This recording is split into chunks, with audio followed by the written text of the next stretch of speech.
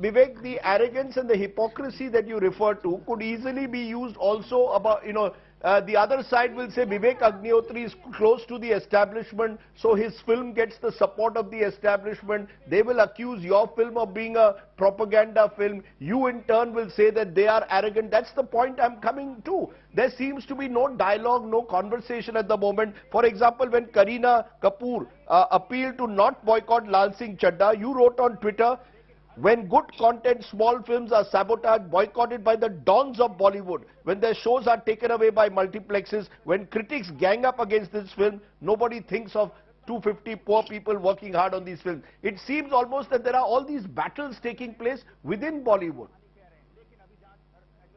Yeah, Bollywood is run like a very professional mafia, and it's controlled by few people.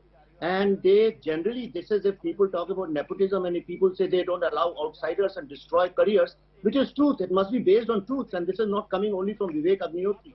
You can ask anybody. I mean, 95% of the people here are not stars. Ask anybody who does it, right? When people sabotaged the Tashkent files, nobody cared about those 250 people. When the entire industry tried to sabotage Kashmir files, nobody cared about 250 people. Why should 250 people of one unit should be cared about? Why should we have sympathy for them when they're all paid? So it's not about 250 people. Whether film works or not, they are paid. So their livelihood is not in danger. The problem is the livelihood of all these semi-god kind of stars whose livelihood is in danger because they have just receiving the love and respect from the audience without giving anything in return. And like I told you, if a company like Colgate or Close Up, if they start ridiculing their own customer base, then the problem arises. Why, tell me one thing, why a film on Hindu genocide, Vivek, why a film on Hindu genocide should not be sent to Oscar? I mean, what kind of ridiculous campaign is that? Because here is a filmmaker from Canada, the maker of Bad Boys, billionaire maker Dylan Mohan Gray, who's saying it should not be sent because it is hate-mongering garbage. So you've got no. You have been two sharp views on either side.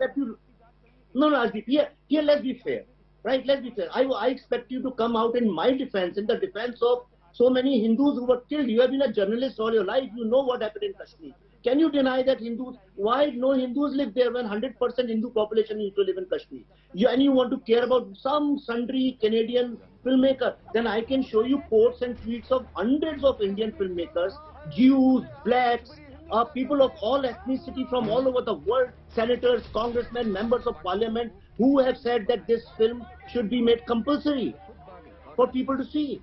Then what about that? Why are you picking up somebody who hates me writing something? Come on, let's not pick up trolls and decide what is right and wrong. I'm picking up. Look, I'm picking up, Vivek, a sense that every film now is being in some way put in some box or the other. Either it is seen as a film which is propagandist, it is seen as a film anti-establishment. Every film is being put in boxes.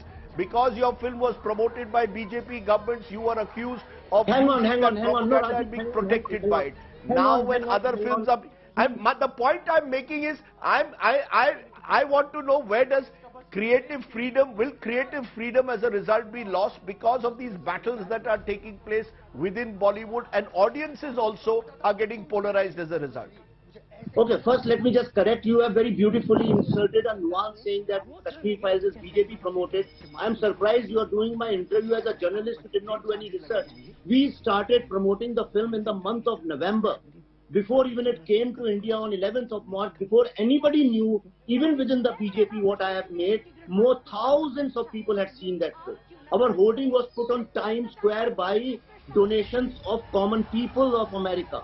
Then in Europe, it was seen by thousands and thousands.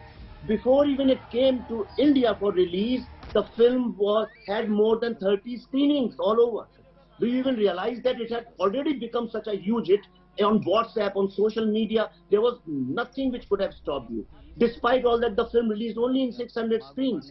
It's only on when Friday, Saturday, Sunday and Monday, when the film really bounced and became one of the all-time blockbusters, Then the media, politicians, everybody in India started noticing my film. But do you even know how kind of attacks, ridicule, humiliation, isolation, deplatforming I have gone through?